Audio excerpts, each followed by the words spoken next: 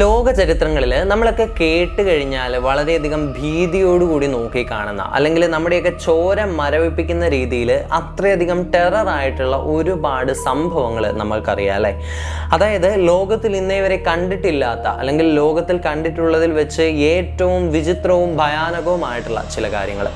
അത്തരത്തിലുള്ള ഒരു കാര്യമായിരുന്നു ഹിൻഡർ കാഫെ കൊലപാതകങ്ങൾ എന്ന് പറയുന്നത്. വളരെയധികം ടെററായിട്ടുള്ള ഒരു കൊലപാതകമായിട്ടാണ് ഹിൻഡർ കാഫെ കൊലപാതകങ്ങളെ കണ്ടുകൊണ്ടിരിക്കുന്നത്. എന്താണ് ഇതിനെ ചുരുക്കി പറയുക എന്ന് പറഞ്ഞു കഴിഞ്ഞാൽ, നിങ്ങൾ ഈ ഒരു വീഡിയോ കണ്ടുകൊണ്ടിരിക്കുന്ന സമയത്ത് നിങ്ങളുടെ വീടിന് മുകളിലൂടെ എന്തെങ്കിലും ഒരു കാലൊച്ച കേട്ട് കഴിഞ്ഞാൽ നമ്മൾ നോർമലായിട്ട് നമ്മൾ എന്തായിരിക്കും പ്രെഡിക്റ്റ് ചെയ്യുക? എന്തെങ്കിലും ഒരു മൃഗം നമ്മുടെ വീടിന് മുകളിലൂടെ നടന്നു പോകുന്നു എന്നല്ലേ. പക്ഷേ ആ ഒരു പ്രഡിക്ഷൻ തന്നെയായിരുന്നു 1922 ജർമ്മനിയിലെ ഈ ഒരു സംഭവം നടന്നിട്ടുള്ള വീട്ടിലെ ആളുകൾക്കും ഉണ്ടായിരുന്നത്. എന്നാൽ അവരുടെ പ്രഡിക്ഷൻ തെറ്റി എന്ന് തന്നെ നമുക്ക് പറയാം. കാരണം ആ ഒരു വീടിന് മുകളിലൂടെ അവർ കേട്ടിട്ടുണ്ടായിരുന്ന കാലൊച്ച കേവലം ഒരു മൃഗത്തിൻ്റെ ആയിരുന്നില്ല. അവർക്ക് ആ ഒരു വീടിനുള്ളിൽ അന്ന് സംഭവിച്ചിട്ടുള്ള ദാരുണമായിട്ടുള്ള സംഭവം ഈ ലോകത്തിലെ ഏറ്റവും ക്രൂരമായിട്ടുള്ള അല്ലെങ്കിൽ ഈ ലോകത്തിലെ ഏറ്റവും ടെററായിട്ടുള്ളൊരു കേസായിട്ടാണ് ഇന്നും അറിയപ്പെടുന്നത്. ഇന്നത്തെ ഒരു വീഡിയോയിലൂടെ ഹിൻഡർ കാഫെ കൊലപാതകങ്ങളുടെ ഹിസ്റ്ററിയെ പറ്റി നമുക്ക് പരിശോധിക്കാം. ഞാൻ ക്ഷണിക്കുന്നു രഹസ്യങ്ങളുടെയും മാന്ത്രിക ലോകത്തേക്ക്. Welcome back to the secret book.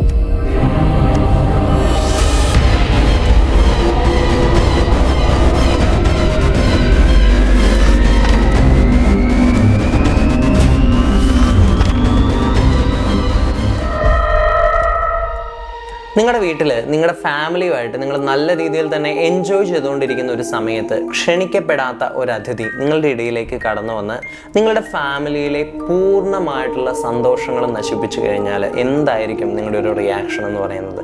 അത് തന്നെയായിരുന്നു ഈ ഒരു കുടുംബത്തിൽ സംഭവിച്ചിട്ടുണ്ടായിരുന്നത്. 1922 ഒരു മഞ്ഞുകാലം ജർമ്മനിയിലെ ബവേറിയയിലെ ഒരു ഒറ്റപ്പെട്ട കൃഷിഭവനം.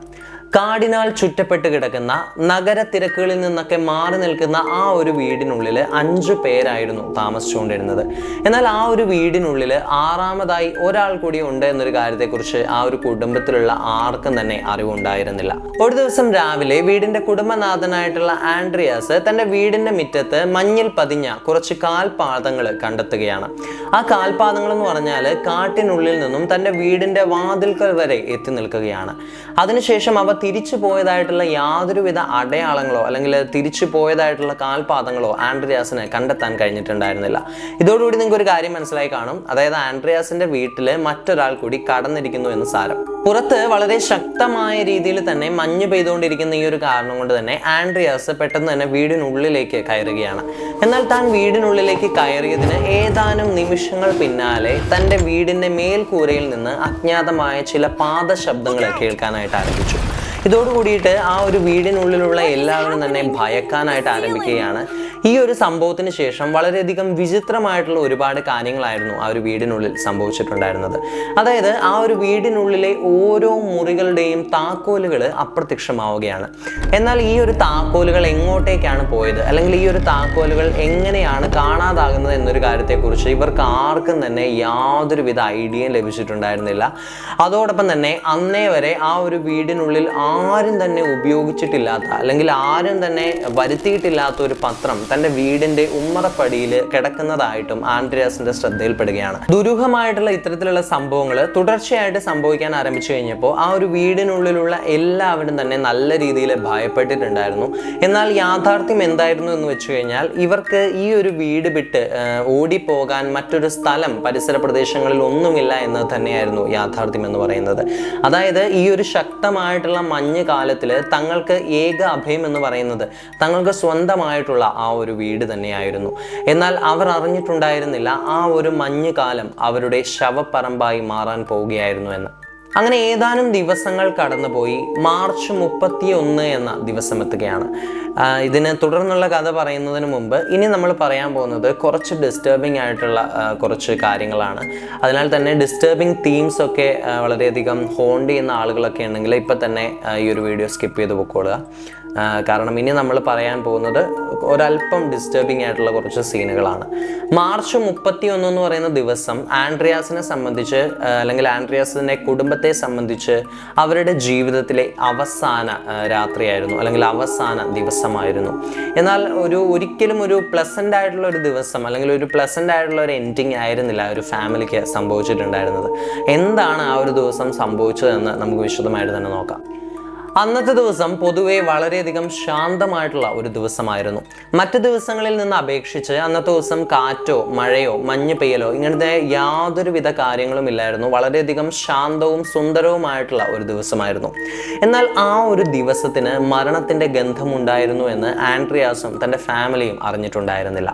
അങ്ങനെ സമയം ഏകദേശം രാത്രിയായപ്പോൾ തങ്ങളുടെ വീടിന് പുറത്തുള്ള തൊഴുത്തിൽ നിന്ന് ആരോ ശബ്ദമുണ്ടാക്കുന്നതായിട്ട് ആൻഡ്രിയാസിന്റെ ശ്രദ്ധയിൽപ്പെടുകയാണ്. പക്ഷെ അത് ആരാണ് ശബ്ദം ഉണ്ടാക്കിക്കൊണ്ടിരിക്കുന്നത് എന്നതിനെ പറ്റിയിട്ട് ആൻഡ്രിയാസിന് മനസ്സിലായിട്ടുണ്ടായിരുന്നില്ല. അല്ലെങ്കിൽ വീടിനുള്ളിൽ നിന്ന് ആ ഒരു തൊഴുത്തിനുള്ളിൽ ആരാണ് ഉള്ളത് എന്ന് കാണാനും കഴിയില്ല. അത്രയധികം അല്പം ഡിസ്റ്റൻസ് ഉള്ള രീതിയിലായിരുന്നു ഈ ഒരു തൊഴുത്ത് പണിതിട്ടുണ്ടായിരുന്നത്. എന്നാൽ ആ ഒരു തൊഴുത്തിനുള്ളിലുള്ള ആള് വളരെയധികം ഡീറ്റെയിൽഡ് ആയിട്ട് ഓരോ ആളുകളുടെ അല്ലെങ്കിൽ ആൻഡ്രിയാസിന്റെ ഫാമിലിയിലുള്ള ഓരോ മെമ്പേഴ്സിനെയും പേര് ചൊല്ലി തൊഴുത്തിന്റെ അരികിലേക്ക് വരാനായിട്ട് ആവശ്യപ്പെടുകയാണ്.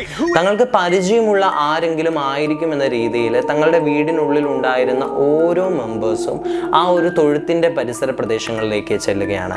എന്നാൽ ആ ഒരു തൊഴുത്തിലേക്ക് പോയ ആളുകൾ വളരെയധികം ക്രൂരമായ രീതിയിൽ കൊല ചെയ്യപ്പെടുകയാണ്.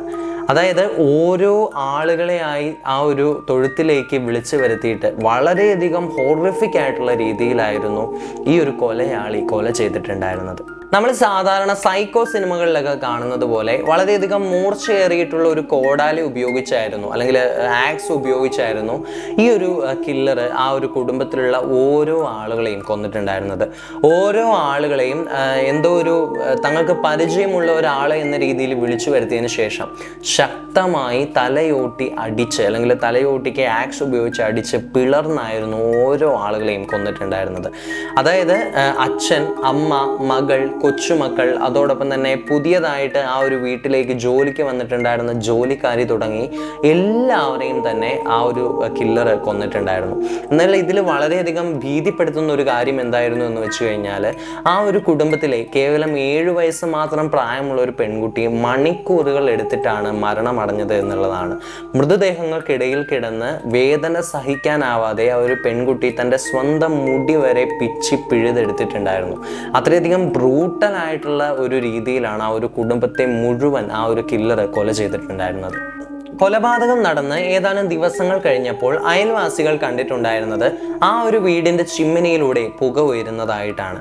കൂടാതെ ആ ഒരു വീടിൻ്റെ തൊഴുത്തിലുള്ള പശുക്കൾക്ക് കൃത്യമായിട്ട് തീറ്റ കിട്ടുന്നുണ്ട്. കൂടാതെ ആ ഒരു വീടിനുള്ളിൽ ആഹാരവും പാചകം ചെയ്യുന്നുണ്ട്. എന്നാൽ എന്തായിരുന്നു യാഥാർത്ഥ്യം എന്ന് വെച്ച് കഴിഞ്ഞാൽ ആ ഒരു വീട്ടിനുള്ളിലുള്ള എല്ലാ മെമ്പേഴ്സും തന്നെ മരണപ്പെട്ടിരിക്കുന്നു. പിന്നെ ആരാണ് ഇതെല്ലാം ചെയ്തത്? ഇവരെ കൊന്നിട്ടുള്ള ഈ ഒരു കൊലയാളി അവർക്കിടയിൽ നിന്നുകൊണ്ട് അല്ലെങ്കിൽ ഇവരുടെ മൃതശരീരത്തിനിടയിൽ നിന്നുകൊണ്ട് വളരെയധികം എൻജോയ് ചെയ്തുകൊണ്ട് ആ ഒരു വീടിനുള്ളിൽ ഭക്ഷണം കഴിക്കുകയും അവരുടെ കട്ടിലിൽ കിടന്നുറങ്ങുകയും അവരുടെ തണുത്ത് മരവിച്ച ശരീരങ്ങൾക്കിടയിലൂടെ നടന്നു നീങ്ങുകയും ചെയ്യുകയാണ്. അതായത് അവരെ കൊന്നതിന് ശേഷം ആ ഒരു വീട് വിട്ട് ആ ഒരു കൊലയാളി ഓടിപ്പോവുകയല്ല ഉണ്ടായത്. മറിച്ച് ആ ഒരു വീട് തൻ്റെ സ്വന്തം വീട് എന്ന പോലെ കരുതി ആ ഒരു മൃതദേഹങ്ങൾ വീടിനുള്ളിൽ തന്നെ ഒളിപ്പിച്ച് അയാൾ വളരെയധികം എൻജോയ് ചെയ്യുകയായിരുന്നു ഉണ്ടായത്. ഈ ഒരു സംഭവം നടന്നിട്ട് ഇന്ന് ഏകദേശം 100 വർഷങ്ങൾ പിന്നിട്ടിരിക്കുകയാണ്. ഇതുമായി ബന്ധപ്പെട്ടിട്ട് ഏകദേശം 100-ലധികം ആളുകളെ പോലീസ് ചോദ്യം ചെയ്തിട്ടുണ്ടായിരുന്നു. എന്നാൽ ആരാണ് യഥാർത്ഥ കൊലയാളി എന്ന് കണ്ടെത്താൻ മാത്രം ഇന്നും അവർക്ക് കഴിഞ്ഞിട്ടില്ല. ആ ഒരു വീട്ടിലേക്ക് എപ്പോഴാണ് ഈ ഒരു കൊലയാളി പ്രവേശിച്ചത്? അതോ നേരത്തെ മുതൽ തൻ്റെ വീടിൻ്റെ മേൽക്കൂരയിൽ അവരെ കാത്ത് അല്ലെങ്കിൽ അവരെ വീക്ഷിച്ചുകൊണ്ട് ആ ഒരു കൊലയാളി കാത്തിരിക്കുകയായിരുന്നോ? ഇത്തരത്തിലുള്ള ഒരുപാട് ചോദ്യങ്ങളാണ് ഈ ഒരു കേസുമായി ബന്ധപ്പെട്ട് ഉയർന്നു വന്നുകൊണ്ടിരിക്കുന്നത്. ഈ ഒരു കേസുമായി ബന്ധപ്പെട്ടിട്ടുള്ള യാതൊരു തെളിവുകളോ അല്ലെങ്കിൽ ഈ ഒരു കൊലയാളി എവിടെ നിന്നാണ് വന്നത് അല്ലെങ്കിൽ ഈ ഒരു കൊലയാളി ആരാണ്, ഇങ്ങനെ തുടങ്ങിയ യാതൊരു വിധത്തിലുള്ള ഡീറ്റെയിൽസും പോലീസിന് കണ്ടെത്താൻ കഴിഞ്ഞിട്ടില്ല എന്നത് തന്നെയാണ് ഇതിലെ ഏറ്റവും വലിയ ഭീതിപ്പെടുത്തുന്നതും അതുപോലെ തന്നെ കൗതുകകരവുമായിട്ട് നമുക്ക് തോന്നുന്ന ഒരു കാര്യം എന്ന് പറയുന്നത്. ഈ ഒരു സംഭവത്തിന് ശേഷം എല്ലാവരും ഉന്നയിക്കുന്ന ഒരേ ഒരു ചോദ്യമാണുള്ളത്: എന്തിനു വേണ്ടിയായിരുന്നു ഈ കൊടും ക്രൂരത എന്നത്. ഇന്നും ആ ഒരു വീടിൻ്റെ പരിസര പ്രദേശങ്ങളിലൂടെ നടന്നു പോകുന്ന ആളുകൾ പറയുന്നത് വളരെയധികം വിചിത്രമായിട്ടുള്ള കാര്യങ്ങളാണ്. ആ ഒരു വീടിനുള്ളിൽ നിന്ന് വളരെയധികം ദീനമായിട്ടുള്ള കരച്ചിലുകൾ കേൾക്കുന്നതായിട്ടും അതുപോലെ തന്നെ ആ ഒരു വീട്ടിൻ്റെ മുൻവശത്തായിട്ട് എല്ലാ ദിവസങ്ങളിലും തന്നെ വളരെയധികം വ്യക്തമായ രീതിയിൽ മഞ്ഞിൽ പതിഞ്ഞ കാൽപാദങ്ങൾ കാണാൻ കഴിയുന്നതായിട്ടുമൊക്കെ വളരെയധികം സ്ട്രെയിഞ്ച് ആയിട്ടുള്ളതും സൂപ്പർ നാച്ചുറൽ ആയിട്ടുള്ള ഒരുപാട് കാര്യങ്ങളാണ് അയൽവാസികൾ റിപ്പോർട്ട് ചെയ്തിട്ടുള്ളത്. എന്നാൽ ഇതിനെ പറ്റിയിട്ടുള്ള റിയൽ ആയിട്ടുള്ള കാര്യങ്ങൾ അല്ലെങ്കിൽ ഇതിനെ പറ്റിയിട്ട് പ്രൂവ് ചെയ്യുന്ന റിയൽ ആയിട്ടുള്ള യാതൊരുവിധ ഡോക്യുമെൻറ്റേഷൻസും നമ്മുടെ മുമ്പിലില്ല എന്നത് തന്നെയാണ് ഈ ഒരു കേസിനെ വളരെയധികം ഭീതികരമാക്കുന്നത്. സോ ഇതിനെ പറ്റിയിട്ടുള്ള നിങ്ങളുടെ അഭിപ്രായങ്ങൾ തീർച്ചയായിട്ടും കമൻറ്റ് ചെയ്യുക. സോ മറ്റൊരു വീഡിയോയുമായി see you in the next chapter. Until then, it's me Jaswin from Secret Book signing off.